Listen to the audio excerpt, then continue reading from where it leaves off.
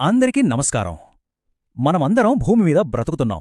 కాని మనల్ని బ్రతికిస్తున్న ఒక అదృశ్య శక్తి మన చుట్టూ ఉందని ఎప్పుడైనా ఆలోచించారా? అవును, ఈరోజు మనం మన గ్రహం యొక్క రక్షణ కవచం, అదే వాతావరణం గురించి మాట్లాడుకోబోతున్నాం. దాని గురించి ఇంకాస్త లోతుగా తెలుసుకుందాం రండి. ముందుగా ఓ చిన్న ప్రశ్న. అసలు మన భూమి మీద జీవం ఎలా సాధ్యమవుతోంది? పగలేమో భరించలేని సూర్యుడు వేడి, రాత్రేమో గడ్డ కట్టించే చలి. ఈ రెండింటి నుంచి మనల్ని రోజూ కాపాడుతున్నదేంటి? సమాధానం మన చుట్టూనే ఉంది. అదే వాతావరణం. భూమిని ఒక పెద్ద దుప్పటిలా కప్పి ఉంచే గాలిపొర అన్నమాట. నిజంగా చెప్పాలంటే ఈ దుప్పటి లేకపోతే మన గ్రహం మీద జీవం ఉండేదే కాదు. సరే, ఈరోజు మన ప్రయాణంలో ఏమేం చూడబోతున్నామో ఓసారి చూద్దాం. ముందుగా భూమికున్న ఈ అదృశ్య కవచం గురించి తెలుసుకుందాం. ఆ తర్వాత మనం పీల్చే గాల్లో అసలేముందో చూద్దాం. మన ప్రపంచం ఎందుకు వేడెక్కుతోందో అర్థం చేసుకుందాం. అక్కడ్నుంచి నేరుగా అంతరిక్షంలోకి చిన్న ప్రయాణం చేసి చివరిగా వాతావరణం, గాలి మన జీవితాలపై ఎలాంటి ప్రభావం చూపిస్తాయో చర్చిద్దాం. ఓకే, మొదటి భాగం భూమి యొక్క అదృశ్య కవచం. అసలు ఈ గాలి దుప్పటి మన మనుగడకు ఎందుకు ఇంత ముఖ్యమో ఇప్పుడు చూద్దాం. సింపుల్గా చెప్పాలంటే వాతావరణం 3 చాలా ముఖ్యమైన పనులు చేస్తుంది. 1, మనం పీల్చుకోవడానికి కావలసిన గాలిని అందిస్తుంది. 2, సూర్యుని నుంచి వచ్చే డేంజరస్ కిరణాలను ఫిల్టర్ చేస్తుంది. ఇక 3ది చాలా ముఖ్యమైనది, భూమి మీద ఉష్ణోగ్రతను కంట్రోల్లో ఉంచుతుంది.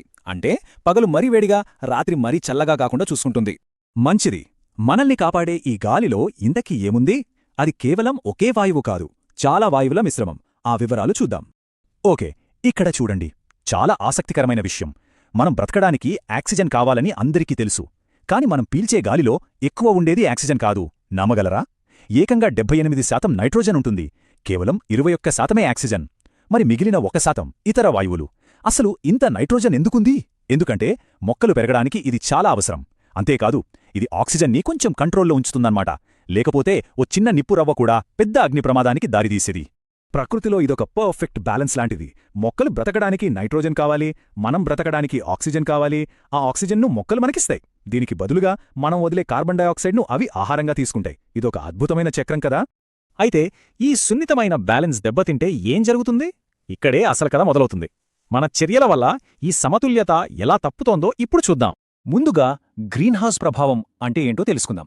ఇది సింపుల్గా ఎండలో పార్క్ చేసిన కారు లాంటిది. వేడి లోపలికొస్తుంది కానీ పూర్తిగా బయటకు వెళ్లలేదు. దాంతో కారు వెచ్చగా ఉంటుంది. అలాగే కార్బన్ డయాక్సైడ్ లాంటి కొన్ని వాయువులు భూమిని వెచ్చగా ఉంచుతాయి. నిజానికి ఇది మనకు మంచి చేసే ఒక సహజ ప్రక్రియ.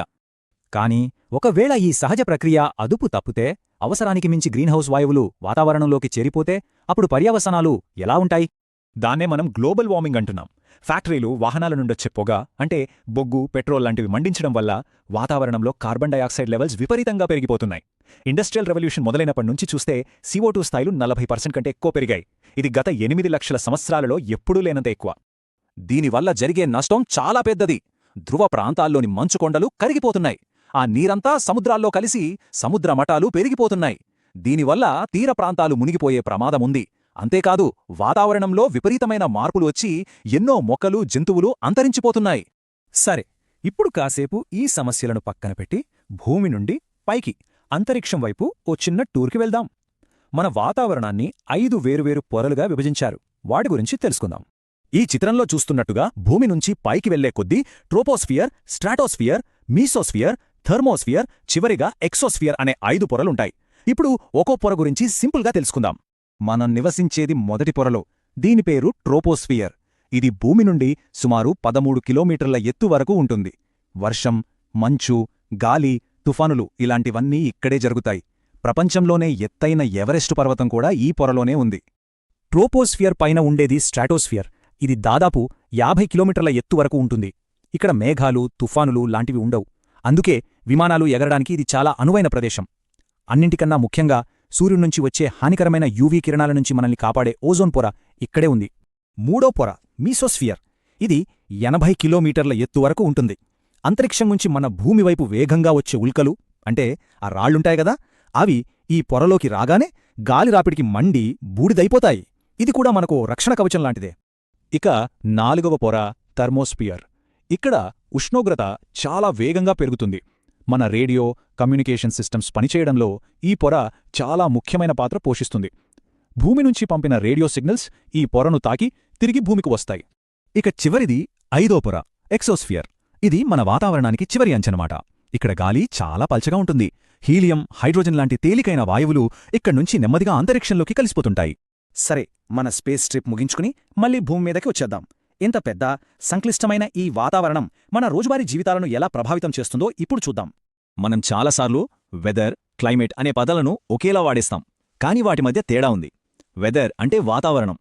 అది ఈరోజు ఎండగా ఉందా, వాన పడుతుందా అని చెప్పడం. కాని క్లైమేట్ అంటే శీతోష్ణ స్థితి.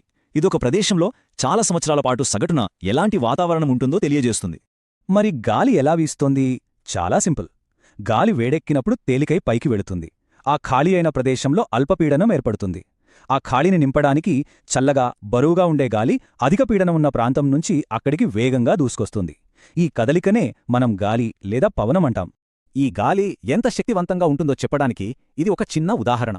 1999లో ఒడిషాను ఒక సూపర్ సైక్లోన్ తాకింది. అప్పుడు గాలులు గంటకు 260 కిలోమీటర్ల వేగంతో ఏకంగా 36 గంటలపాటు ఆగకుండా వీచాయి. ఆ తుఫాను తర్వాత పరిస్థితి ఇది. ఆ గాలులో వర్షం, సముద్రపు అలల వల్ల జరిగిన నష్టం అంతా ఇంత కాదు. వాతావరణంలోని శక్తులు ఎంత బలమైనవో, అదే సమయంలో ఎంత ప్రమాదకరమైనవో ఈ చిత్రం మనకు స్పష్టంగా చూపిస్తుంది. సో మన చుట్టూ ఉన్న ఈ గాలి కేవలం ఖాళీ ప్రదేశం కాదని మనకిప్పుడు అర్థమైంది కదా. ఇది మనల్ని కాపాడే ఒక అద్భుతమైన వ్యవస్థ. చాలా శక్తివంతమైనది, కాని చాలా సున్నితమైనది కూడా. దాని సమతుల్యత కొంచెం దెబ్బతిన్నా దాని ప్రభావం చాలా తీవ్రంగా ఉంటుంది. మరి ఇప్పుడు ప్రశ్న ఏంటంటే, మన భవిష్యత్తు కోసం, మన తర్వాతి తరాల కోసం ఈ అమూల్యమైన కవచాన్ని మనం ఎలా కాపాడుకోవాలి? ఈ ప్రశ్నతోని మిమ్మల్ని వదిలేస్తున్నాను. ఒకసారి ఆలోచించండి.